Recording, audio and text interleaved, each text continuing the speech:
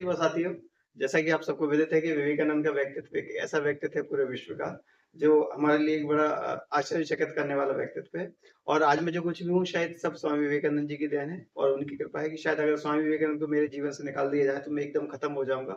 अभी इनको पढ़ने और समझने के बाद मुझे ये लगा कि आज के युवाओं को बहुत आवश्यकता है कि विवेकानंद का अध्ययन करें। ऐसा विवेकानंद ने कोई एक ऐसा क्षेत्र नहीं छोड़ा जिसमें विवेकानंद जी ने अपनी बात नहीं कही हो। इसलिए आज देखिए कि आज इतने सारे रोल मॉडल होने के बाद भी एक युवा आइकॉन के रूप में अगर जब भी कोई बात आती है तो विवेकानंद जी की आती है।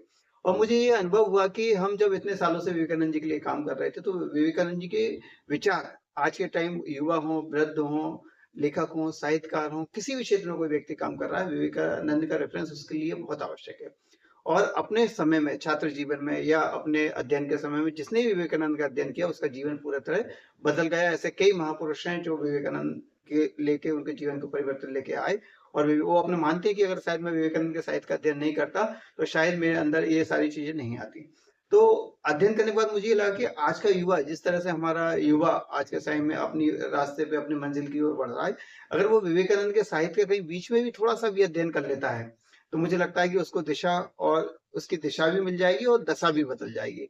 कि आज के समय में हमारे युवा जिस तरह से काम कर रहे हैं, उनको केवल एक छोटे से आवश्यकता है, एक मार्गदर्शन की आवश्यकता है और वो दे सकता है विवेकानंद का साहित्य।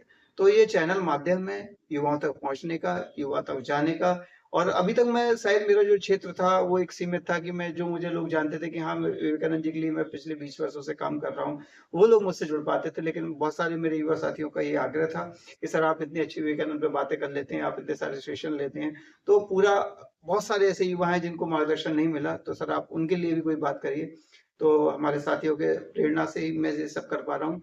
आज हम लोग विवेकानंद जी की बातें इस चैनल के माध्यम से किया करेंगे और जब हम इस चैनल के माध्यम से बात किया करेंगे तो आपके मन में विवेकानंद जी को लेके जो प्रश्न हैं, जो शंकाएँ हैं, हम उन पे भी बात किया करेंगे कि हम युवाओं को कैसे उनके सवालों का जवाब दे पाएँ। कई बार क्या रहता है कि आप विवेकानंद जी का साहित्य पढ़ेंगे तो पूरा जीवन निकल जाएगा, विवेकानंद समझ में नहीं आएँगे। तो एक कहावत है कि या तो दूसरों के अनुभव से सीख लो या खुद करके देखोगे तो जीवन कम पड़ जाएगा। तो शायद मैं 20 साल में जितना विवेकानंद को समझ पाया और मैं कहता हूँ कि अगर मेरे जीवन से विवेकानंद निकाल दिए जाएँगे, तो मैं शायद शून्य हो जाऊँगा, मैं कुछ नहीं बचूँगा। मेरी जो पहचान है, मेरी जो आइडेंटिटी है वो विवेकानंद है। और मैं बताऊँ कि आपको स्वामी विवेकानंद को पढ़ने के बाद हम नेताजी सुभाष चंद्र बोस का नाम सुनते हैं। उन्होंने कहा था कि अगर आज स्वामी विवेकानंद जिंदा होते तो शायद मैं उनके चरणों में बैठा होता। आज जितने भी विदेशी जो स्कॉलर रहे हैं उस समय के 1800 के दशक के, सब विवेकानंद से मिले और सब विवेकानंद के जो उनकी बातें थी, विवेकानंद ने जिस तरह हमारी सनातन भारतीय संस्कृति और परंपरा का नेतृत्व किया, वो उन लोगों के सामने रखा। उससे सब लोग प्रभावित हुए और उन्होंने भारत की ओर एक निगाहों से देखा और उनकी अपेक्षा थी कि विवेकानंद उनके जीवन में परिवर्तन आया, विवेकानंद की वजह से आया। तो मैं सबसे आमंत्रित करता हूँ कि आप सबके मन में जो भी प्रश्न हो, शंका हो, समाधान हो, आप विवेकानंद पे मुझसे बात कीजिए। मैं प्रयास करूँगा कि आपके काम आ सकूँ। बहुत-बहुत धन्यवाद।